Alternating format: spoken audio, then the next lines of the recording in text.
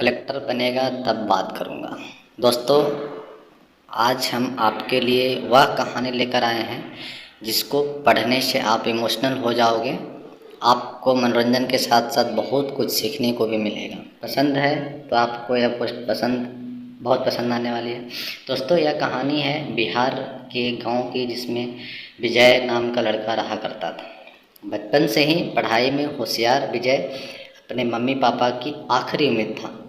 विजय के दादा ने अपने समय में बहुत कर्ज ले लिया था, जिसको चुकाने में पापा की पूरी ज़िंदगी मजदूरी में निकल गई। उनके पास थोड़ी सी ज़मीन थी जिससे उनका गुजारा हो रहा था। पापा की तबीयत मजदूरी करने से ख़राब रहती थी, पर पापा विजय को इस बात का एहसास नहीं होने देते थे। विजय को पढ़ाई में इतना होशियार देखकर उनके मम्मी पापा ने हर काम किया जिससे वह विजय को पढ़ा पाए।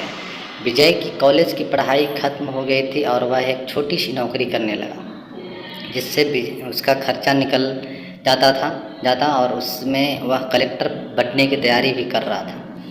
विजय अपने वक्त का एक भी मिनट फालतू नहीं गुजारता था। विजय ने पूरा समय पढ़ाई और नौकरी में ही लगा दिया। विजय के पापा को यह पता था कि वह कलेक्टर बनना चाहता है, इसलिए घर की हालत बहुत ज़्यादा ख़राब होने पर भी उन्होंने विजय से कभी इस बात का जिक्र नहीं किया और न उसको अच्छी नौकरी करने के लिए कहा। लगातार 2 साल तक विजय पास नहीं हो पाया। उसके बाद भी उसके पिता ने अपना घर और ज़मीन गिरवी रखकर विजय को IAS की कोचिंग ज्वाइन करवाई और उसकी नौकरी भी छुड़वा दी और केवल पढ़ाई करने को कहा। विजय के पापा हमेशा से कहा करते, बेटा खेत और घर दोबारा आ जाएंगे पर कलेक्टर दोबारा नहीं बन सकते। आज पूरे साल पढ़ाई करने के बाद विजय का रिजल्ट आ गया, जिसमें वह अच्छे नंबर से निकल गया था। आज उसके पिता से ज़्यादा खुश कोई नहीं था। ऐसा लग रहा था कि जैसे विजय का सपना पूरा होने वाला है, पर भगवान को कुछ और ही मंजूर था। विजय का कल इंटरव्यू था और सुबह से उसके पापा की तबीयत खराब थी। विजय के पापा की माँ से बार बार कह रहे थे कि विजय को मत बताना, और उस दिन देर रात उनकी मौत हो गई। अब एक माँ जिसकी गोद में उसका पति गुजर गया और वह अपने दर्द को भुलाकर अपने बेटे की ज़िंदगी के बारे में सोच रही थी। माँ ने पड़ोसियों तक को इस बात का एहसास नहीं होने दिया कि उसका पति अब नहीं रहा। बहुत दुख की बात है दोस्तों। फिर पूरी रात ऐसे रोई कि आवाज़ भी ना निकले और सुबह विजय जब इंटरव्यू देने जाने लगा तब माँ और पापा के आशीर्वाद के लिए उसने माँ को कॉल किया। माँ ने पूरी हिम्मत लगा दी अपना सच छुपाने के लिए और विजय को आशीर्वाद दिया। और जब विजय ने पापा से बात करने के कहा तो माँ बोली, पापा अब तुमसे बात नहीं करेंगे, वह कलेक्टर से बात करेंगे। इतनी बात करके माँ ने फ़ोन रख दिया। विजय का इंटरव्यू हो गया। तब उसे बताया गया कि उसके पिता की तबीयत खराब है, उसको तुरंत घर जाना है। विजय को एक पल नहीं लगा अपने पिता की हालत समझने में। घर पहुंचकर पिता के पैरों में गिरकर कहने लगा, पापा उठो, देखो मैं कलेक्टर बन गया। आज उसके पिता को वह खुशी मिली थी जिसका उनको बरसों से इंतजार था, पर आज वह इस दुनिया में नहीं थे। भगवान विजय के पिता की ज़िंदगी में सुख लिखना ही भूल गए थे।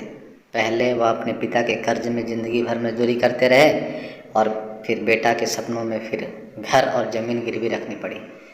विजय के पिता का कर्ज, वह ज़िंदगी में कर्ज लेकर आए और कर्ज लेकर चले गए।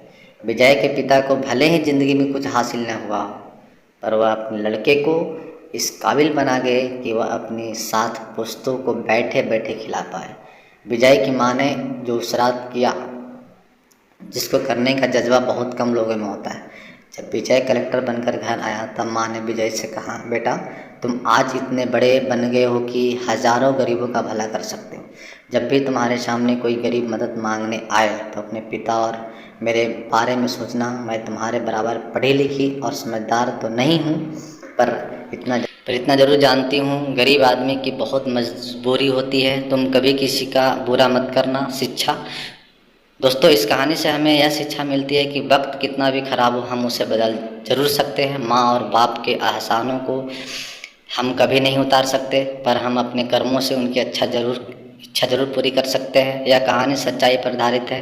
कहानी में आपने पढ़ा कि कैसे विजय के पिता जीवन लग गया उसे कलेक्टर बनाने में। जब भी कोई किसी पोस्ट पर या जीवन में बहुत ऊपर किसी पद पर पहुंच जाता है, तब उसमें बहुत सारे लोगों की मेहनत और त्याग लगता है। जब हम 2 मिनट में किसी को अच्छा या बुरा कह देते हैं, तब उसके जीवन का संघर्ष भूल जाते हैं। किसी अधिकारी, नेता या बिजनेस को बुरा भला कहने से पहले उसके पीछे की मेहनत और त्याग के बारे में ज़रूर सोचें। धन्यवाद। दोस्तों, आपको यह हमारी कहानी कैसी लगी कमेंट में ज़रूर बताएं और सब्सक्राइब ज़रूर कर लें। मैं तो ये स्टोरी पढ़ते पढ़ते रोना आ गया था मेरे से।